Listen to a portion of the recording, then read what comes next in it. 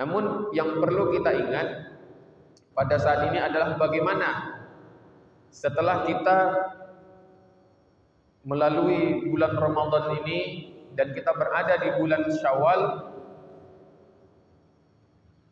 yang harus kita pikirkan dengan keras adalah bagaimana nih cara kita untuk merawat atau menjaga ketakwaan kita kepada Allah Subhanahu wa taala.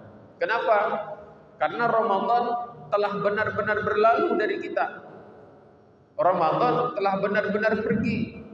Entah nggak tahu kita ketemu atau tidak besok bulan Ramadan. Ada umur kita nggak ada yang tahu. Sebab kemarin kita sudah bahas tentang bab kematian dalam pandangan Islam. Maka oleh karena itu penting bagi kita untuk menjaga atau merawat ketakwaan kita kepada Allah Subhanahu wa taala. Karena minimal ada 3 tuh, Pak. Karakter, ada 3 golongan orang itu, ya, pasca Ramadan itu ada 3 golongan. Golongan yang pertama, ada manusia sebelum Ramadan dia biasa-biasa aja. Sebelum Ramadan dia biasa aja.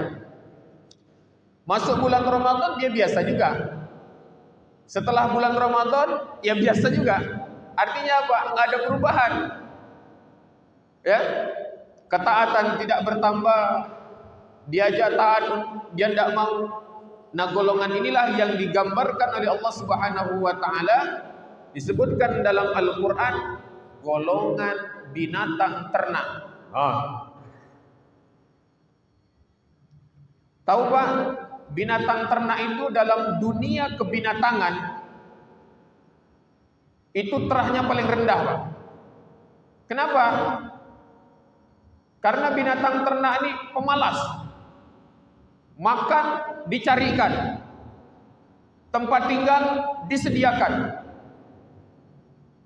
makanan sudah dikumpulkan, diantar lagi ke depannya. Nah, itu binatang ternak. Binatang ternak kalau misalnya dia dilepas ke alam liar, maka dia akan menjadi mangsa oleh binatang-binatang buas.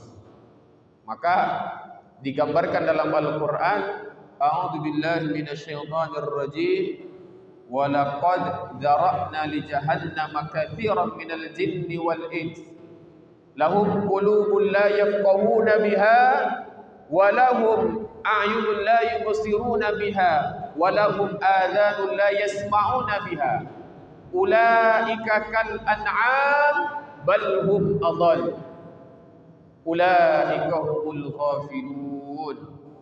Jelas ayatnya di sini, Pak. Sudah berapa kali saya baca di masjid ini ayat tersebut? Sudah hafal artinya? Pak Basar? Sungguh kata Allah SWT, neraka jahanam itu disediakan untuk kalangan jin dan manusia. Model yang macam mana? Lahum qulubun la yafqahuna biha. Mereka diberikan qalbu oleh Allah Subhanahu wa taala, atau mereka diberikan akal oleh Allah Subhanahu wa taala tapi tidak digunakan untuk memahami ayat-ayat tanda-tanda kekuasaan Allah. Tak mau dia mikir, Pak. Makanya tadi biasa-biasa aja dia. Enggak mikir bagaimana untuk taat kepada Allah, meningkatkan takarubnya kepada Allah, biasa-biasa aja. Kemudian mereka diberikan penglihatan, dikasih mata, tapi tidak digunakan untuk melihat ayat-ayat tanda-tanda kekuasaan Allah. Tak mau dia, Pak. Kemudian diberikan pendengaran oleh Allah, tapi dia tidak gunakan untuk mendengarkan ayat-ayat tanda-tanda kekuasaan Allah Subhanahu wa taala. Maka dikatakan ulaika kal an'am. Mereka itu seperti binatang ternak. Jadi yang cakap binatang ternak bukan saya, tapi Al-Qur'an. Bal hum adall, bahkan mereka lebih sesat daripada binatang ternak. Ulaika humul ghafilun, mereka itulah orang-orang yang lalai. Kira-kira kita masuk golongan ini, Pak? Jangan ya, Pak ya. Nah, ini dijelaskan seperti ini supaya kita jangan jadi golongan yang pertama. Setuju tidak? Setuju. Wajib setuju, Pak. Kalau tidak setuju berarti ulaika kal an'am, tak mau kita, Pak. Betul? Terus yang berikutnya ada yang namanya golongan berikutnya atau karakter berikutnya pasca Ramadan ini adalah yang disebut sebagai hamba Ramadan. Harusnya kita menjadi hamba Allah. Bagaimana dia? Sebelum Ramadan dia biasa saja, Pak. Masuk bulan Ramadan, wah luar biasa. Ke masjid paling dulu sampai. Salat sunnah semua dikerjakan. Baca Quran 35 juz. Orang 30 juz, dia 35 juz. Macam mana nih Quran 35 juz? Maksudnya baca Quran dia khatam sekali 30 juz, dia lanjut ulang lagi 5 juz. Ya. Jadi bukan nambah-nambah tuh, Pak. Maksudnya dia baca Quran selama bulan Ramadan khatam sekali, kan 30 juz. Karena masih panjang Ramadan, karena saking rajinnya, saking taatnya di bulan Ramadan, dia baca ulang lagi, dapat 5 juz lagi, kan 35 juz. Betul Pak Takin? Salat tarawih 11 dia tak mau, 23. Mungkin kalau ada yang 40 diikut 40. Luar biasa, Pak, ketaatannya bulan Ramadan. Tapi setelah bulan Ramadan dia balik lagi, Pak, seperti biasa. Ini yang disebut sebagai hamba Ramadan, yang dikatakan oleh baginda Nabi sallallahu alaihi wasallam, bi'sal qaum la ya'rifuna Allah illa fi Ramadan. Seburuk-buruk kaum itu adalah orang yang tidak mengenal Allah kecuali di bulan Ramadan. Artinya apa? Di bulan Ramadan luar biasa taatnya dia. Keluar dari Ramadan biasa-biasa aja. Puasa sunnahnya tidak mau, qiyamul lailnya hilang. Jangan, Pak. Ya. Kenapa? Karena dalam lanjutan hadis itu dikatakan, innas salihah, sesungguhnya orang-orang yang saleh itu alladzi yata'abbadu wa yajtahidu as-sanata kullaha. Jadi orang-orang saleh itu adalah orang yang mereka istiqomah beribadah dan bersungguh-sungguh ibadah dia kepada Allah as-sanata kullaha, setiap tahunnya. Jadi bukan di bulan Ramadan saja dia taat.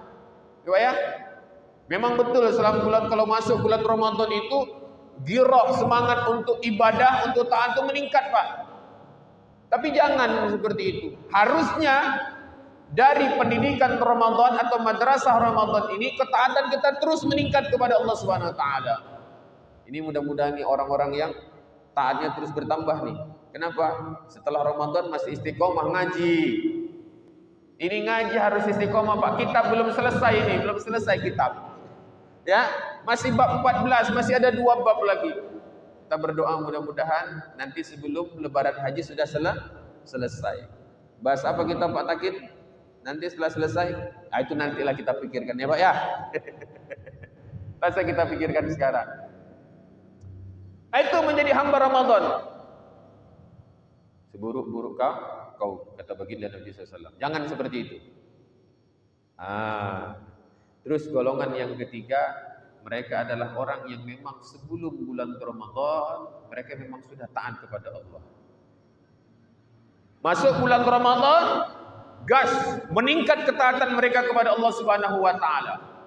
Dan setelah bulan Ramadan, mereka berusaha bagaimana caranya menjaga ketaatan, ketakwaan mereka kepada Allah Subhanahu wa taala. Inilah yang kita harapkan. Inilah yang kita inginkan. Inilah yang kita mau, bagaimana kita itu menjaga, merawat ketakwaan kita kepada Allah Subhanahu wa taala. Setuju, Pak? Setuju? Jadi di antara kriteria, di antara golongan-golongan tersebut kita mau masuk golongan yang mana? Yang kemana? Yang ketiga. Itu harapan kita para jamaah yang dirahmati oleh Allah Subhanahu wa taala.